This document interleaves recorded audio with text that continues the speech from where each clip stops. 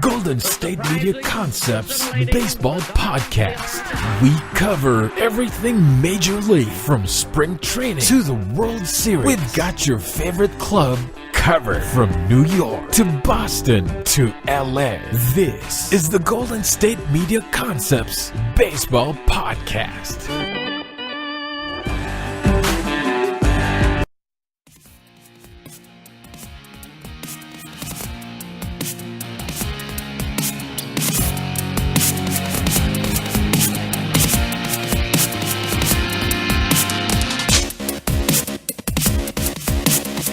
What is up? Welcome into the GSMC Baseball Podcast, as we will be starting off this month of June with a recap of Wednesday and Thursday.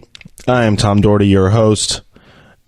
As always, this podcast is brought to you by the GSMC Podcast Network. Like I said, it is the first day of June as May is over. We are on to, is this how we start summer off? Is this, I know Memorial Day is like the unofficial start to summer. I guess June and July, August is kind of like the dog days of summer we're getting into in this baseball season. This is the earliest end of it, obviously, in June, starting off this summertime where, the kids are going to be out of school. Everybody's going to be heading to the ballpark and enjoying some baseball, and I'm here to give you some of that baseball action. Also, we'll be previewing the weekend of games. We have some great series coming up this weekend, some big interdivision series. We have some Cubs Mets play this weekend, Giants Phillies, Braves Nationals, like I said, a big divisional weekend as well. And then also Red Sox are down in Houston as they started that series yesterday, I believe, and we'll be going over that game shortly. So we'll start actually on Wednesday with the games that transpired there in Colorado. The Giants finished off that series. They did get a win, avoiding the sweep from the Rockies. They got the win there 7-4. Derek Holland gets his third win of the year for the Giants. Probably did not think, if you're a Giants fan, you probably didn't think that Derek Holland would be still in the rotation this far into the season. The Bullets are coming back. You got Bumgarner next Tuesday likely to get his first start of this season. Also, I think Melanson and Joe Panik are also back this weekend as well for you Giants fans out there. Holland went 5 innings, allowed 4 runs on 8 hits, 2 walks, no strikeouts, gave up a homer. That was to Nolan Arenado in the first inning. That was the big blow. The Rockies took a 3-0 lead to take in the first inning to set the tone, but the Giants came back, scored 2 in the top half of the second, and then eventually scored 2 more in the fourth and fifth to take the lead, and that's where they held on there the rest of the game. I don't think the Giants hit any out. No, it was a big triple by Longoria as he continues to get hot there for the Giants. In Boston, the Red Sox beat the Blue Jays 6-4 behind Eduardo Rodriguez. He gets his 6th win on the year. He's now 6-1 on the season as he pitched very nicely for the Red Sox. Went 6 2/3 innings, allowed 2 earned runs on 3 hits, 1 walk, 7 strikeouts. Did give up a homer to Hernandez. That was the only blemish on his record. That was a 2-run homer there for the Blue Jays, but that was not enough as the Red Sox were able to score 2 in the 8th inning to make it 6-2 and kind of put that one away. The Jays did get 2 in the 9th, but those were kind of the garbage time runs as the Red Sox got a home run from Eduardo Nunez, and JD Martinez hit his 18th as he keeps pace with Mike Trout. In Cleveland, the Indians beat the White Sox make that 9-1, flip that 6 upside down. It's 9-1 was the final there in Cleveland. An offensive barrage there as the bats finally starting to wake up out there for the Indians. The pitching also working well as Corey Kluber, as usual. He gets his 8th win on the year, lowers the ERA down to 2.02 as he went 6 innings of shutout ball, allowed 3 hits, 10 strikeouts for the Klubot. As I said, Jose Ramirez hit his 17th homer. Edwin Encarnacion his 13th of the season for Cleveland. This is in Milwaukee. The Brewers squeak one out against the Cubs 3-2. Jeffress gets the win. I believe that was in relief. Yeah, in relief for the Brewers. Junior Guerra got the start for the Brewers. He went 6 shutout innings, allowed 4 hits, 7 strikeouts for Guerra, but he gets a no decision as the bullpen did give up a couple runs. The Brewers scored 2 late in this one. Actually, the Cardinals took a 2-1 lead in the 7th. Milwaukee came back in the bottom half of the 7th inning, and on a Christian Yelich homer to tie the game, and then Orlando Arcia single to knock in the winning run there for the Brewers. Would end up being the winning run in the 7th inning.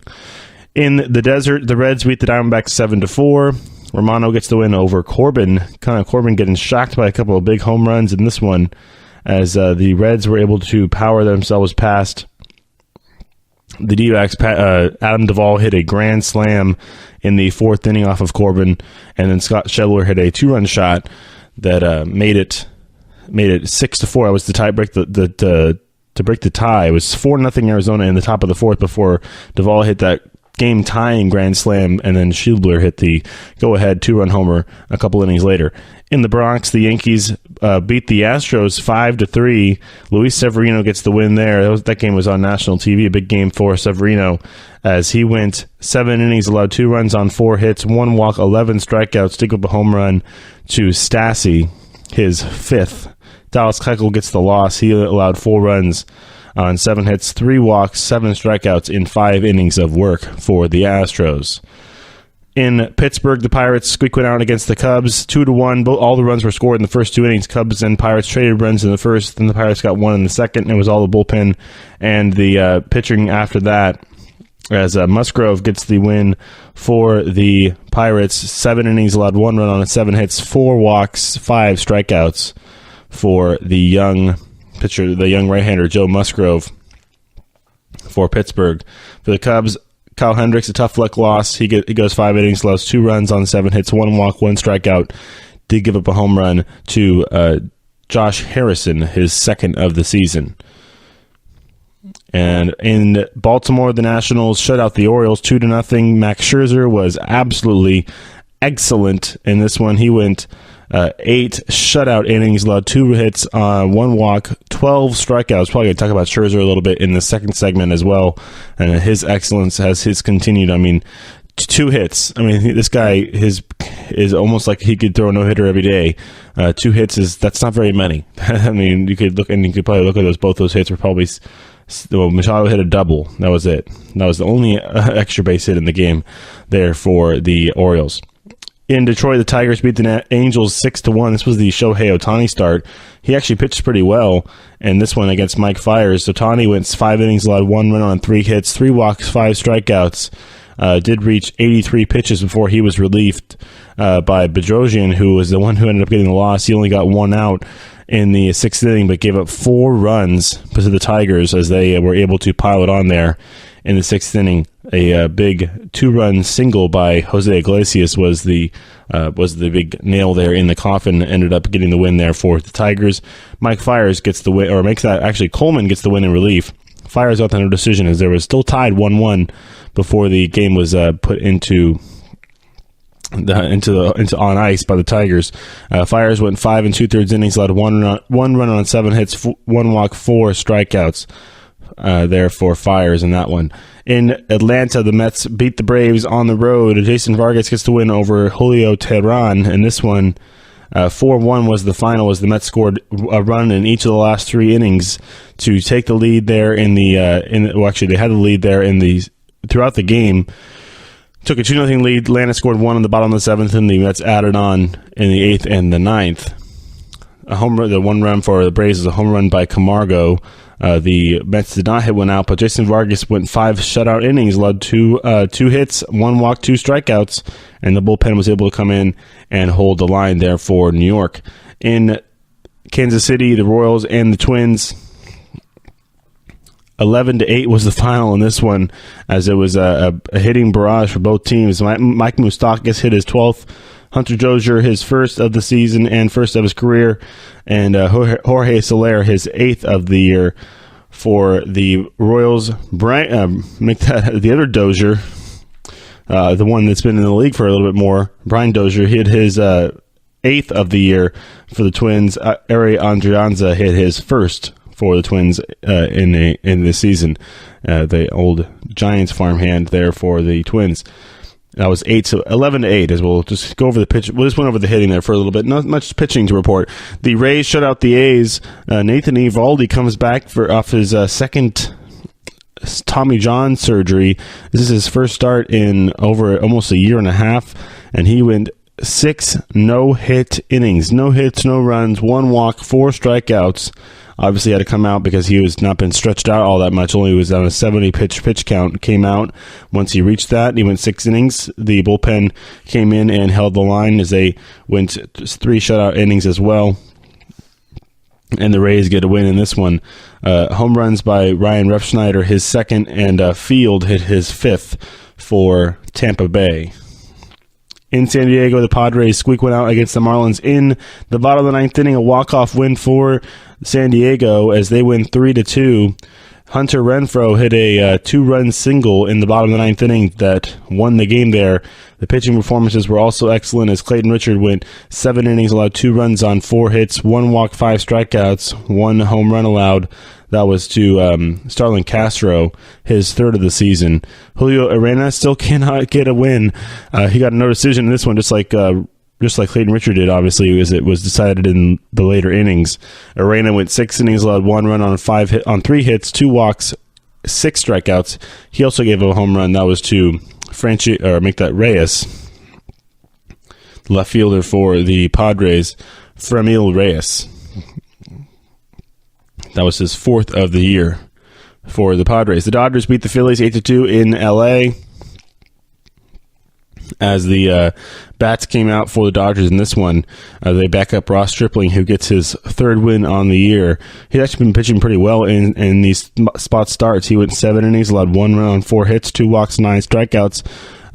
Gave up 1 home run. That was to Nick Williams, his 6th of the season. The Dodgers, though, were playing home run derby a little bit as they got home runs from Max Muncy and Matt Kemp. Both of them, their 7th of the season. Matt Kemp also had a very nice day at the plate, actually. It's kind of weird seeing Matt Kemp sitting in that 4-hole for the Dodgers. This is kind of like we're back in 2009 or maybe 2010 for the Dodgers. But I guess 2 for 4 day, 4 RBIs for Kemp. He's hitting 345. You cannot knock that one. That's a pretty nice little line right there for Matt Kemp. And then the Mariners and Rangers, the final game of the day. The Rangers win this one in Seattle 7-6, so they scored 4 runs in the 7th inning to take the lead, and one they would not relinquish as they win that one 7-6. It was a big, like I said, a big 7th inning for them as they got a bunch of singles, a couple doubles. Robinson Chirinos hit a double that scored a couple runs to make it 7-5 after Nomar Mazara hit a game-tying single, and that was about it for the Mariners as they went home with a loss. The win was all bullpen stuff there for as far as the decisions for that game. All right, I'm going to come back on the next segment, but we're going to finish up this segment first with talking about Max Scherzer and how amazing he is. I mean, this guy, I want to go over him really quick before we come back for the next segment. Has been absolutely unhittable for the last, I don't know. And it's so weird for a guy who's been that unhittable to go bounce around. This is a guy who started on the Arizona Diamondbacks. Then he's been involved in he was involved in a very big trade. I think it was I have to look up which trade it was that sent him to Detroit, because if you're Arizona, you're like, oh, okay. Obviously, Detroit couldn't keep him either because he signed a big contract with the Nationals. But if you go look at Max Scherzer's career history, it's pretty interesting because he's had some issues, but he's finally obviously starting to figure out. He's won a Cy Young in both leagues. He's been a strikeout leader. The guy has absolutely dirty stuff. I think it's really the slider changeup combination. The fact that he has that fastball that also runs a lot. He's got a really good 2-seam fastball. Obviously, he pitched 2 no-hitters back in 2015. So, I'm going to look and see who he got traded for when he went over the Tigers. So he got traded along with, it was the Ian Kennedy and Edwin Jackson trade. Curtis Granderson also was sent to the Yankees. So, that's what it was. The Diamondbacks got Ian Kennedy and Edwin Jackson. I guess Edwin Jackson ended up throwing a no-hitter too, but not quite Max Scherzer. Yeah, and then the Phil Koch, Daniel Schlereth, and Austin Jackson all went to the Tigers. Yeah, or a couple of them. Phil Koch and Jackson did at least, because I remember them playing in the World Series. But that's pretty interesting how that kind of trade wasn't even that. Those guys are mostly out of the league, and then he signed that big 7-year, $210 million contract with the Nationals back in 2015. So yeah, he's going to be on. He's going to be in the nation's capital for a few more years now, as he'll be making some nice cash with them. And I mean, he's honestly worth it. 210, that's not bad. 7 years, 210 for Max Scherzer, that's not bad at all. I mean, Kershaw's getting $35 million. Why can't he get 30? So you can't knock that, as he's putting up better. I mean, Kershaw's got one win this season. I think what is? I mean, wins and losses aren't the best thing to look at for a pitcher, but Scherzer just got his 9th win yesterday, or make that Wednesday, and he has at a 1.92 ERA. 1.92 ERA deep in this season is very nice, with about 1 million strikeouts, 120 strikeouts this season for Max Scherzer, and that's through. I mean, assuming it's so 9-1, that's 10 starts. Maybe add one more or two for a no decision. He's going to have 30 starts this year. He's a third of the way through his starts, and he's at 120 strikeouts. So 300 strikeouts, maybe? Yes, I think so. Yes, 300 and something strikeouts. I have to go look and see if he's actually gotten that before in a season. If we look last year, he had 268 strikeouts. Chris Sale broke the 300 strikeout plateau at last year, 308. So I think Scherzer is well on his way to do that this season as well. All right, we're going to come back with the games from Thursday. Then we're going to talk about the NL West a little bit before we go over to the third and fourth segments and do the Yankees and the Cubs and other teams that are kind of suiting my fancy. They just were on the top of my mind enough to get onto the old title line today, as we'll be highlighting those two teams, especially in this episode. All right, stay tuned. We'll be right back.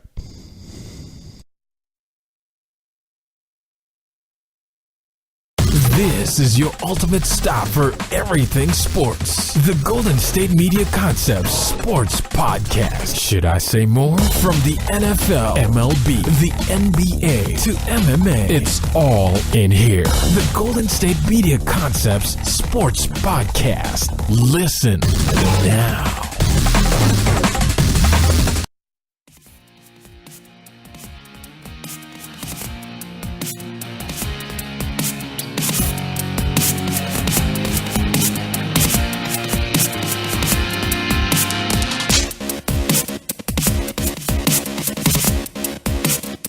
All right, welcome back, GSMC Baseball Podcast.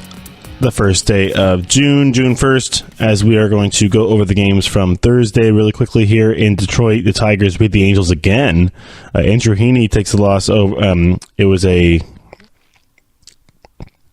Carpenter start. It was a start for the Tigers, as they kind of Ryan Carpenter, the left-hander there, as they kind of just are bouncing. I mean, they got Mike Fiers, but they kind of bounced around with these minor league guys. It ended up being a reliever that got the win for the Tigers, but the bats were the ones that came through in this one, as they were able to knock around Andrew Heaney a little bit in the first inning, scoring 2 there in the first, or make that 5. Was they score 5 in the first inning? Yeah, they scored 5 runs in the first inning off Andrew Heaney. And the Tigers really set the tone there for them, as they were hitting balls all over the park. In this game, I think they had 5 doubles by 5 different guys in this game, and then a triple, as they were hitting. They had 12 hits in that game. Castellanos, the DH, had went 3 for 5, and then also the left fielder there for Detroit, Reyes, went 3 for 5 as well in this one. Yeah, so interesting pitching lines for this one, but Heaney ended up getting 5 runs over 5 innings. He did settle down after that first inning, but the bats really couldn't come back through for him, as Mike Trout did continue his streak, but he had only 1 hit in the game. Kinsler went 3 for 4, but that was about it, as the Angels' bats cooled off. In Oakland, the A's beat the Rays.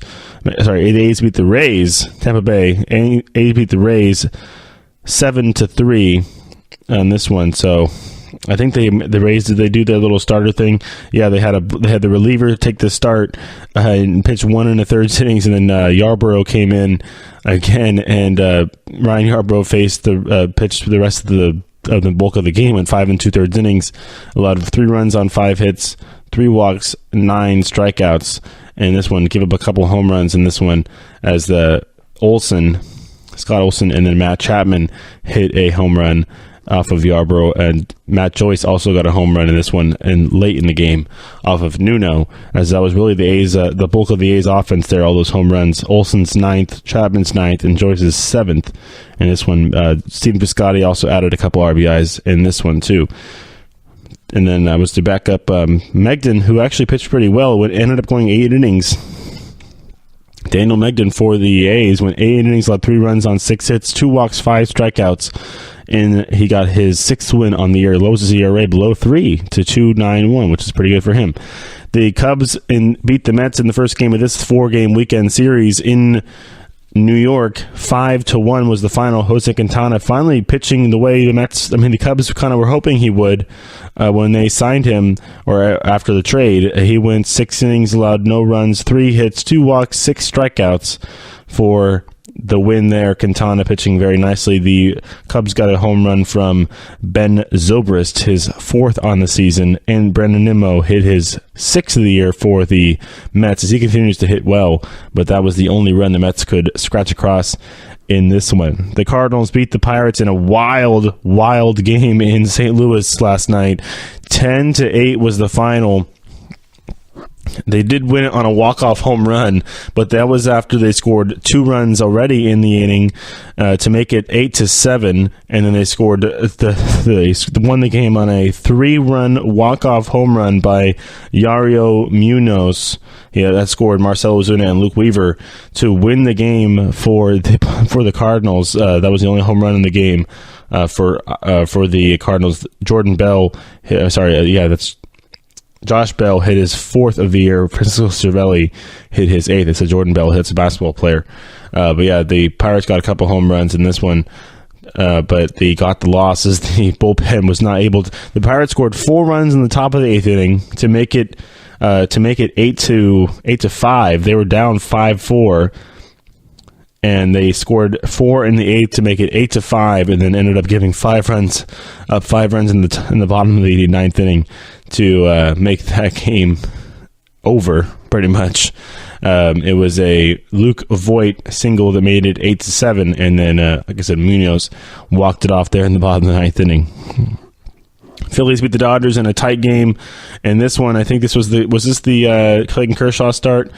Yeah, he actually pitched pretty well, got the no decision as the Phillies were able to score some runs on the Dodgers bullpen, but it was the Aaron Nola show was really the main headline for the Phillies as he went 7 innings, allowed 1 run on 2 hits, 1 walk, 7 strikeouts, so a very nice performance for what is seemingly now he's a young ace, but he is the ace of that staff for Philadelphia. The Phillies, Aaron Nola pitching very, very nicely. He went, like I said, 7 innings of 1-run ball, 2 hits allowed only, and those 7 strikeouts.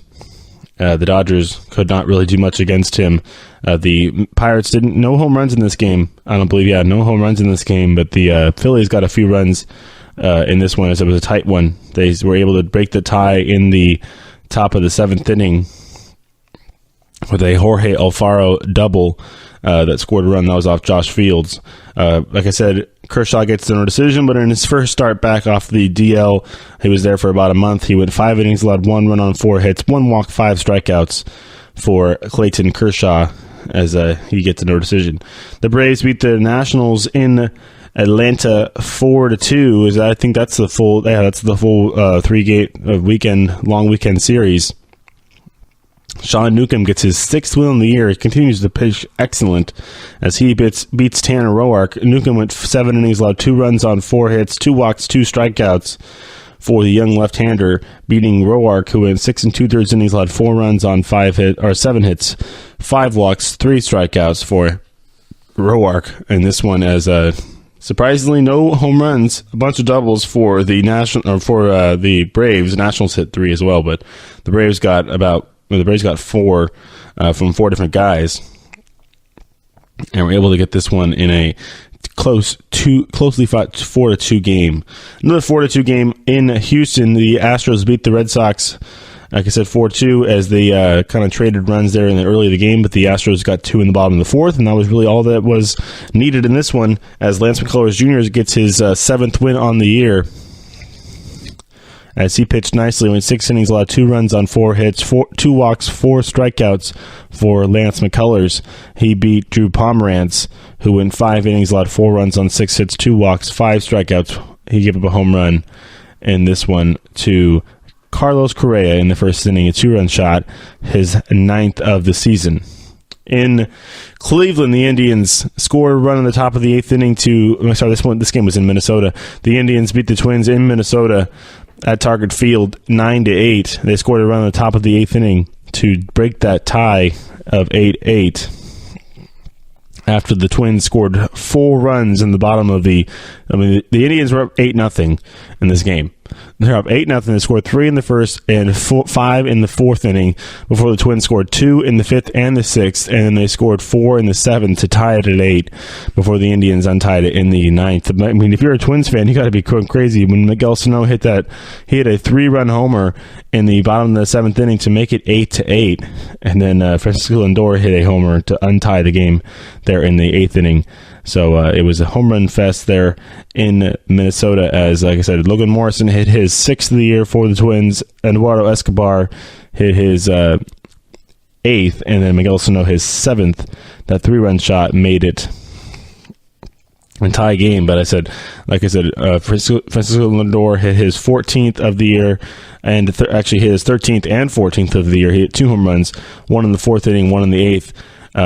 The first one was a 3-run homer. The second one, a solo shot, like I said. And then Jose Ramirez hit his 18th of the year, a solo shot as well. As it was the first start of the year for the young pitcher for the. I'm assuming this is pronounced Bieber.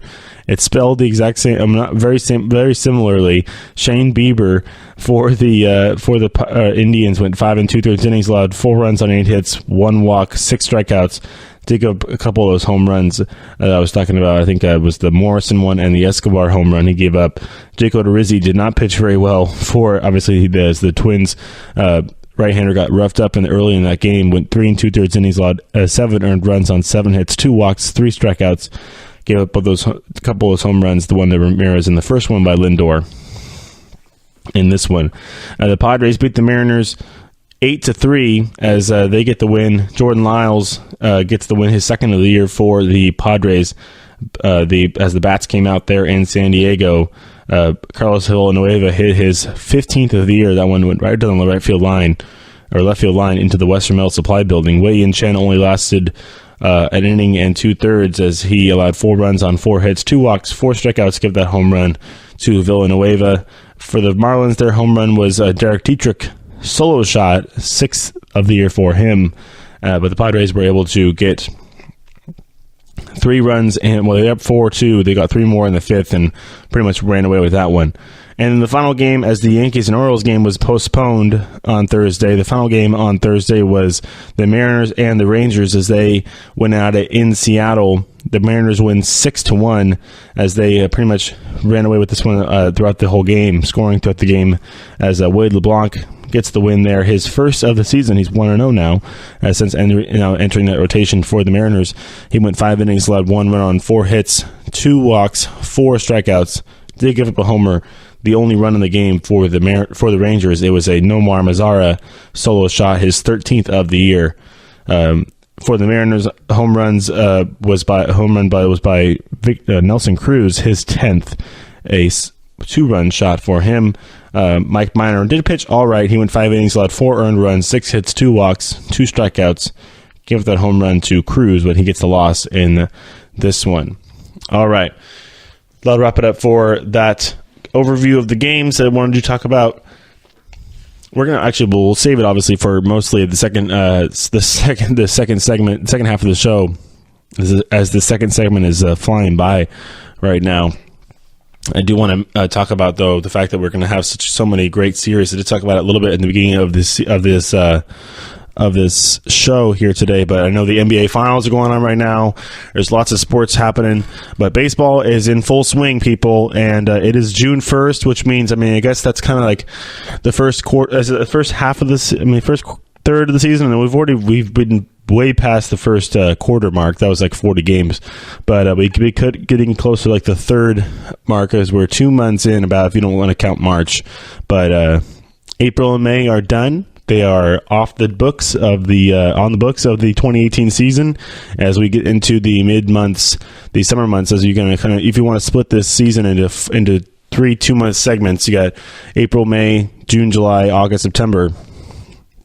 Before you get into playoffs, like I said, it is a marathon, not a sprint. And there are some teams who are getting themselves into position for that mid part of the race. So we'll come back and talk about a couple of those teams that are sitting in second place when we come back. So everybody stay tuned.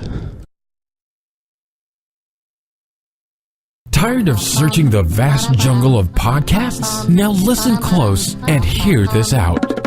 There's a podcast network that covers just about everything that you've been searching. Hey! The Golden State Media Concepts Podcast Network is here. Nothing less than a podcast bliss with endless hours of podcast coverage. From news, sports, music, fashion, cooking, entertainment, fantasy, football, and so much more. So stop lurking around and go straight out to the Golden State Media Concepts Podcast Network. Guaranteed to fill that podcast itch. Whatever it may be. Visit us at www.gsmcpodcast.com. Follow us on Facebook and Twitter, and download us on iTunes, SoundCloud, and Google Play.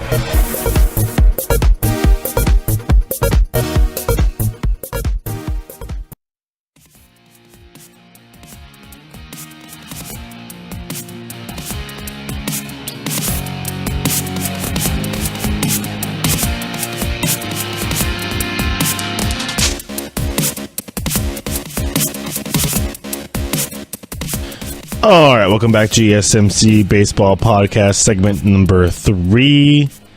As we are going to talk about a couple teams that are in second place. We're also going to go over the NL West, which is kind of turning into the AL Central a tad bit. Everybody, I mean, the first 2 teams are at least over 500. Unlike the NL Central can't quite say that yet, as the Cleveland Indians remain the only team over 500 in that division. But I want to talk about the Cubs and the Yankees a little bit in this segment, as they've been both kind of. I mean, the Yankees have been sitting at number 2. The Yankees, I feel like they're chilling there. Obviously, they'd love to be at first place. They're going to have plenty of opportunity, as they are a game and a half back. They've won 2 in a row. They've won 6 of the last 10. They're going to be having a chance to play the Red Sox eventually here. I'm pretty sure it's next month, actually in July, when they will rejoin each other in a battle. But I think they need to worry about getting everything else figured out. I'm looking at their schedule here with the Yankees coming up. They got Baltimore coming up. They got Detroit coming up. They got to get wins in those ones. They got Toronto for a couple games. So. Yeah, so they're actually so using one of those. They're doing we're seeing more and more of this because of the bad weather we had over the beginning of the year. But they're going to have a weekend series with Baltimore, and then go to Detroit for a doubleheader before they go to Toronto. So might be a little interesting thing there before they have the over next weekend is the Subway Series at Citi Field. So that's pretty cool. But this month is, they do finish out this. So they finish out the month with a game at home, a series at home against the Red Sox. Okay, there we go. So interesting how they're going to be figuring this out.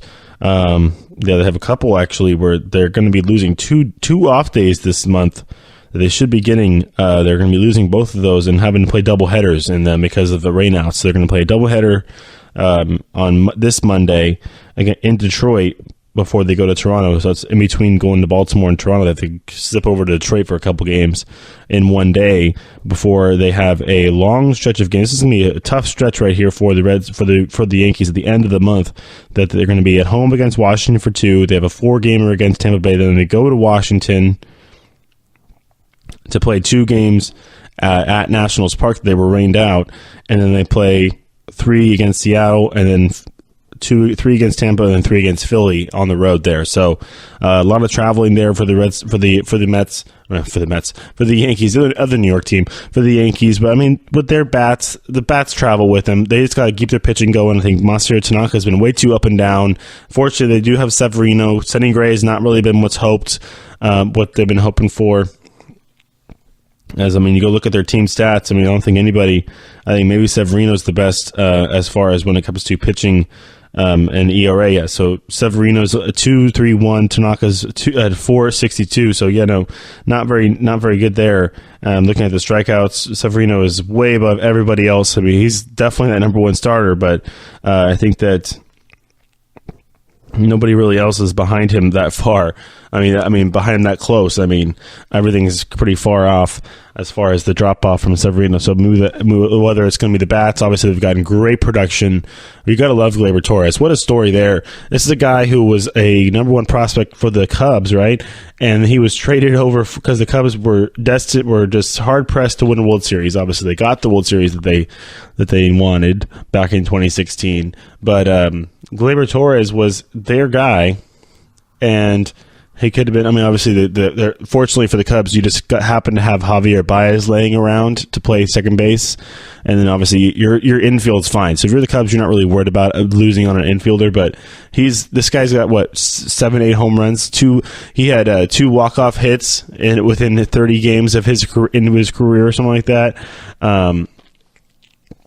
So, this guy obviously is very, very good. But I'm just looking at, so he signed with the Cubs as an international free agent in 2013 and then was traded to Betu in 2016 when he was traded for Aroldis Chapman, which is pretty interesting that he was because, so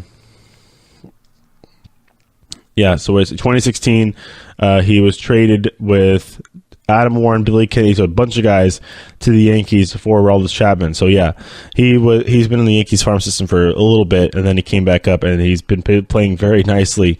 And I think he has 5 or 6 home runs already on the season, and a couple RBIs. He's hitting like 320. So not knocking him at all, as the bats have not been afraid. The thing is, fortunately, for one Yankee, the other Yankees are kind of shouting over him, and that's Giancarlo Stanton. Haven't heard anything about Giancarlo Stanton. Have you guys heard anything about Giancarlo Stanton in the last 3 weeks through the headlines of anything? He's just been trolling along there on this team. I'm gonna look at their full stats of all the averages. He's hitting 248 with 240, 11 home runs, and how many RBIs? 29 RBIs. That'd be pretty good but on this. Unfortunately, this team, he's got Gary Sanchez and Aaron Judge and D. Gregorius. Judge does lead the team in pretty much every offensive category, whether it's average, home runs, RBIs, runs scored, on base, slugging, everything, hits. Aaron Judge does lead the league in that, lead the team in all those stats. So he's obviously been that nice security blanket that Stanton's hasn't been had to be the guy. Maybe whether he needs to be the guy or he'll have a big second half, or we're going to hear from him later. He's going to propel the Yankees into first place. They're sitting right there. Don't get me wrong. They're not far off. The thing is, the Red Sox just keep winning too. So they're the Yankees. You can't knock it. They're almost 20 games. They win 2 games. They win 2 more games. They're going to be 20 games over 500. The Red Sox are 21 games over 500. So you can't be afraid if you're a Yankee fan. Obviously, you're gonna be happy if you look at that wild card. Unfortunately, you are 3 games clear in the first wild card position over the Mariners, but. I don't know about the Mariners, but if you have the Angels right there too, that AL wildcard actually getting kind of interesting, where it's nobody's there. There's the 2 wildcard teams, and the Mariners. The Angels are 4.5 back in the outside looking in on that second wildcard spot. But if you're the Yankees, you don't want to play a 1-game playoff at home, even if it's at home. You want to get into that series. You want to win your division, because if they're the second place, if the Red Sox win 99, 100 games, the Yankees come in at 95 wins. That could be good for the second best record in the league. But guess what? You finish in second place, so you're playing the wild card game. And guess what? You're going to go play the Red Sox if you win that wild card game in the first series of the ALCS, because they have the best record in the league, or ALDS. That's how it works. And that's why I can go back into my rant about the whole unbalanced schedule and everything, and the fact that the Cleveland Indians, hopefully, with the fact that they play all those low hanging fruit crappy teams in the AL Central, Hopefully they could rack up some wins, but watch them have the worst record and win their division. Watch them have a worse record than the Astros. Watch them have a worse record than the Yankees. Watch them have a worse record than the Red Sox. The fourth best record in the league, and win their division and be able to go play Houston in the first round. I mean, that'd be a great series, obviously, but and then having Red Sox, if the Yankees do win that first wild card game, because of sitting right now, they actually have the worst record of all the teams that are in playoff positions. The Mariners are the second wild card, and they're 34-22. The Cleveland Indians are 30-25. So, yeah, I mean, it'd be crazy. The season ended right now. You'd have Mariners at Yankees, and then you'd have Houston hosting the Cleveland Indians the first series, and the Red Sox will play the winner of the Mariners and Yankees. That's just ridiculous. And the Indians have the worst record of all four. That's just that's how a division works. It puts a premium on winning your division. Obviously, the Indians are going to be the front runners, and hopefully they do start pulling away, and maybe we can end up getting home field advantage or ending up with a better record than the Red Sox or the Astros. But there's obviously multiple factions to baseball. There's lots of variables. You got to hit, you got to pitch, you got to field, you got to have a good bullpen. Starting pitching, bullpen pitching are two different animals. Hitting, two out hitting with runners in scoring position, fielding, clutch, crunch time, all the stuff in baseball. You got to get that clicking on all the same cylinders. Right now, the Red Sox have it going like that, pretty much. I mean, their bullpen's fine. Has little hiccups. The Indians, they've had already demote one starter to the bullpen, Josh Tomlin. Fortunately, everybody else is doing all right, but their bullpen is just not good. Andrew Miller had a blow up. I mean, Houston has had some issues too with their bullpen. Fortunately, that it only happens like once every 3 weeks or something like that with Ken Giles. But the Yankees, I think they're going to be just fine because their bullpen is in a way where it's almost foolproof. I mean, you're going to have David Robertson or Aroldis Chapman. Chapman, I think, leads the league in saves. Saves is a weird stat because, I mean, it just means you play in a lot of close games. It doesn't really mean that you obviously you're very good at your job when you have a lot of save opportunities. It looks like Diaz for the Mariners. The Mariners play a lot of close games. He does lead the league. Chapman is there with 12 saves on the season. But that means that they play a lot of close games. Craig Kimball's right there with 18 saves on the year, as the Red Sox do also play a lot of close games. But I mean, when you have right now in the league, we'll look at the American League as itself. You have Corey Kluber, Justin Verlander, Garrett Cole. They're not all. None of them are in the AL East. I honestly don't think either of those teams in the AL East are going to end up winning. I think either the Astros are going to repeat, or you're going to see a surprise from the Indians because I think their lineup, the way they line up, obviously the lineups of the other teams are crazy. But when you have Lindor and Encarnacion, Jose Ramirez, all those guys stacked up, I think they're better in crunch time. They're better in postseason play. They don't really let the moment get too big for them. Versus whether it's a Stanton, he's had been in the spotlight all this time. Judge been in the spotlight all this time. Gleyber Torres is a rookie. I mean, you're just going to have a lot of issues. The Astros, they're going to be trying to repeat. The Red Sox, they have trouble with getting out of the first round of the playoffs. So I mean, we have a lot of, like I said, we're just entering this kind of the second part of this 3-part season. If you want to break it up into these individual 2-month stints kind of thing, March is like what, 3 games? They played for 5 games in March. So April, May, June, July, August, September, boom, boom, and now we're getting into June. And it's going to be a big test. I think the Yankees are going to have like I said, they're going to have a tough stretch of games this month at the end of the month. When I said like they're going to have had off days taken from them basically because of that. They were given off days at the beginning of the year with the rainouts where they probably didn't want one. And now ones that are more valuable in the middle of the year are going to get taken from them. It's like I said, they're going to have an off day they should have had. This coming Monday is going to be a doubleheader in Detroit. And then 2 weeks from that Monday, that should have had one will be 2 games in Washington. So, I mean, they're going to play the Nationals 4 times in basically a week. And it's going to be interesting to see how they do. Also play the Rays. But you play the Rays and the Nationals for a week straight. I mean, you're going to either get good or get bad. You're going to play because Nationals are tough, obviously. And then you're going to see if you could roll those games. Those are all at home. So, I mean, I want to see Bryce Harper try and hit a pop up into the short porch there in right field. Please do that, Bryce Harper. That'd be awesome. And they obviously play the Rays for 4. So I mean, they have what's that? How many games straight is that? 2, 6, 8, 11, 14, 17 straight games. 17 games without an off day. That's going to be tough.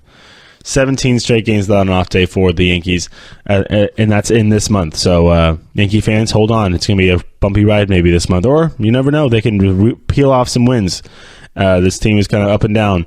I think it depends on how there's the rotate. I think it's the rotation. And that's the one thing that's going to be eerie for me. When you have one guy under 3 ERA, we'll see if they'll get Tanaka and Sonny Gray figured out. Obviously, you got CC Sabathia's a veteran; he knows what he's doing in the postseason. But Tanaka, Gray, Montgomery, they all got to get their stuff figured out. I mean, Severino can't pitch every day. And hopefully, I mean, you're going to have games where you're going to have pitching. I mean, the Astros, Yankees, again. I think Garrett Cole and Verlander and Charlie Morton and Dallas Keuchel and Lance McCullers are just fine with going up against that lineup when they have Sonny Gray and their lineup on the other side. I mean, you got to feel like so much more even that much more confident if you're Garrett Cole and you're going against Masahiro Tanaka and you have your lineup behind you with Correa and Springer. I mean, you got to be very happy back there. Obviously, you're facing your line. You got to focus on your crap, but I think you're going to get some run support in that game. All right. That'll wrap it up for this segment. We're going to come back and talk Cubs a little bit as they are now in second place in that crazy NL Central. We'll also do some talk on the NL West in the final segment. So everybody stay tuned. We'll be right back.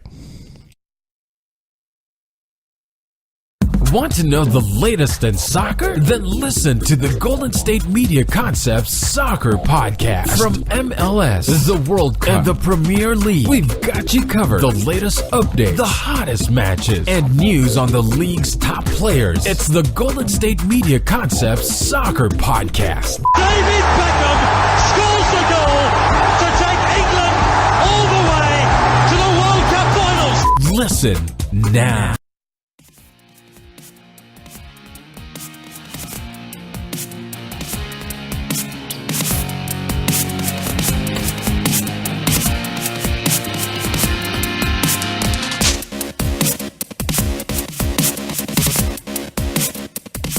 All right, welcome back to GSMC Baseball Podcast. Final segment of the day, final segment of the week here on a Friday as we're going to get you ready for this weekend. And I did say I was going to talk about the Cubs and the NL West a little bit. I do forget. I'm going to preview the games a little bit today too. So we'll talk about I did want to say we're going to do Cubs for a second. I did talk about the Yankees a little bit too much in that last segment.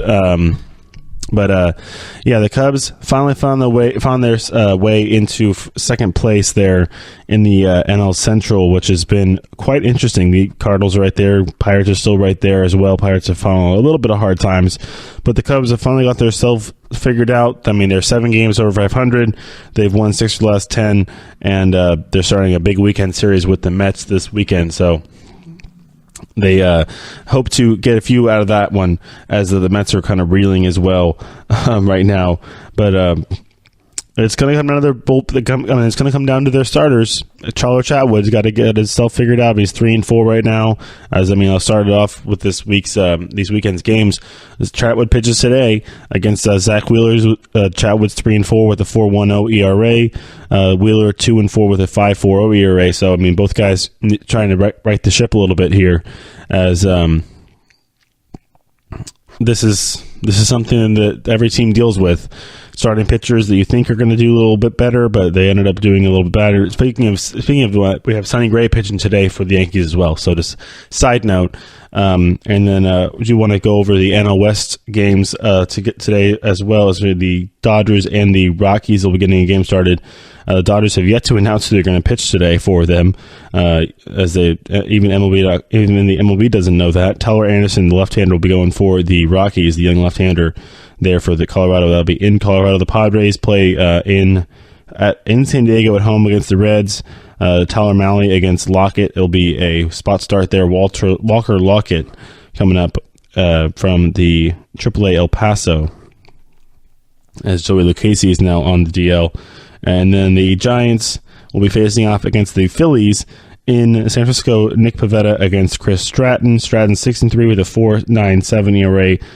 Pivetta 4-3 with a 3.26 ERA. And then they used to be in first place, no longer. The Diamondbacks are at home against the Marlins. Hernandez against Buchholz. Buchholz actually pitched pretty well in his first start, but to get the loss for the Diamondbacks. So that's been an interesting addition. But that division is still in flux as well. Kind of everybody's falling back to zero. The Dodgers are trying to get back up to zero, as now the Giants and Dodgers have an identical record at 26-30. The Diamondbacks still a game over 500. A game and a half back of the Rockies at 30-26, but this is going to be decided throughout the whole season as these teams all beat up on each other in their league play, as it could be literally any of those top 3 teams or top 4 teams even, if you want to throw the Giants in there to try and end up on top at the end of the season. It's going to be a dogfight in that whole division. All right, I do want to go over some of the more of the games from Friday. Some big pitching matchups. We have a bunch of them, especially this big Cleveland Indians and Minnesota Twins matchup this weekend. We have Carlos Carrasco against Jose Barrios this weekend, or today actually on Friday, as Carlos Carrasco's 6-3 with a 3.98 ERA, 71 strikeouts. Barrios 5-5 with a 3.67 ERA, 67 strikeouts for him, as he did have that tough luck loss last time against the Mariners, where he only gave up 2 runs, but the loss is his counterpart was just a bit better than him, and Carrasco got a win his last time against the Astros. In Houston, the Astros, so this is another great game, great pitching matchup, as we have the 2 big right-handers for this, actually, sorry, 2 big pitcher for this team, not right-handers. Chris Sale's left-handed, but Chris Sale is going for the Red Sox against Garrett Cole, the right-hander for the Astros. Sale is 5-2 with a 2.76 ERA, 104 strikeouts already, and Cole 5-1 with a 2.05 ERA, 109 strikeouts. So we're going to see, whether these teams are going to either bear down and not strike out that much this game, or they're going to have no choice, because these guys have nasty, nasty stuff as they look to get back. If Garrett Cole strikes out 11 guys, he'll be on the same level as Max Scherzer when it comes to strikeouts. Scherzer pitching on Wednesday. Sale also right there when it comes to strikeouts as well.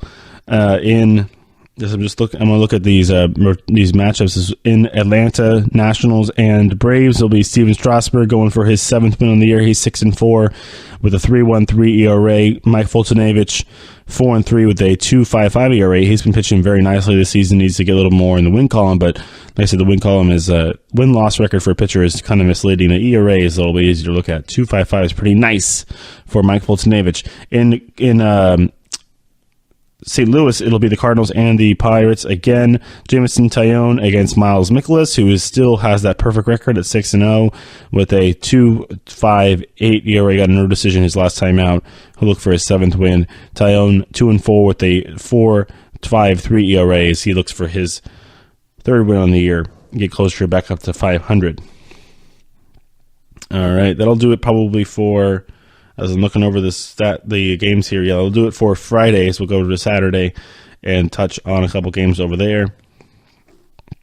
As Masahiro Tanaka will be going for the Yankees against Jacob Gausman for the Orioles. Gausman's 3-4 with a 4.31 ERA. Tanaka looking for his 7th win. His ERA, his win-loss looks good because he gets some nice pitching run support, but the ERA of 4.62 needs to get a little lower for them looking forward.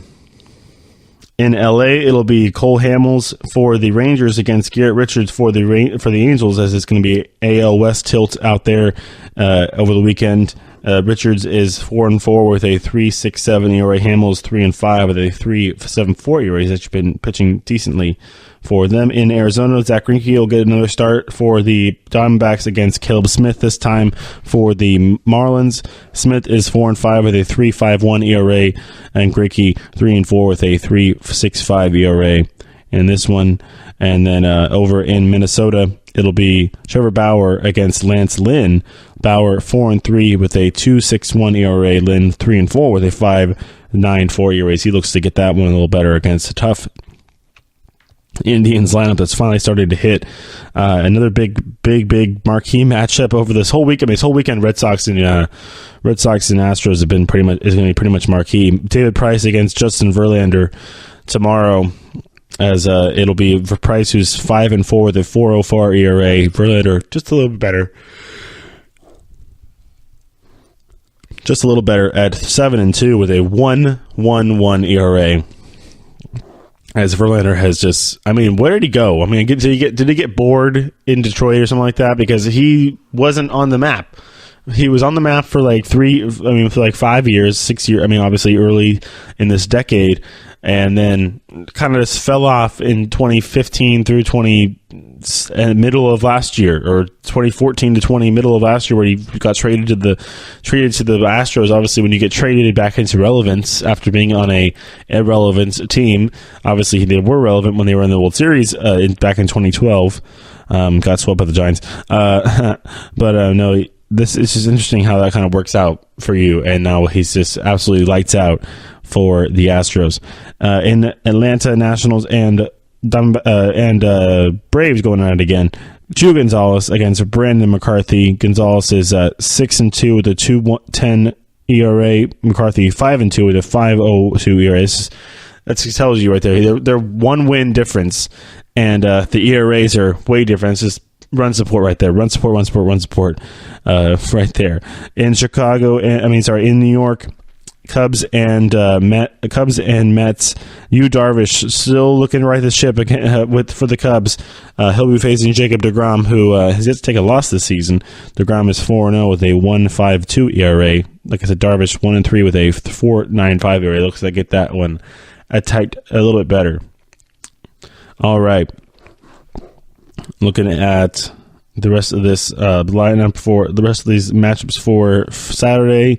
Anything else to note? Chad Kuhl against Luke Weaver in St. Louis, Pirates and Cardinals.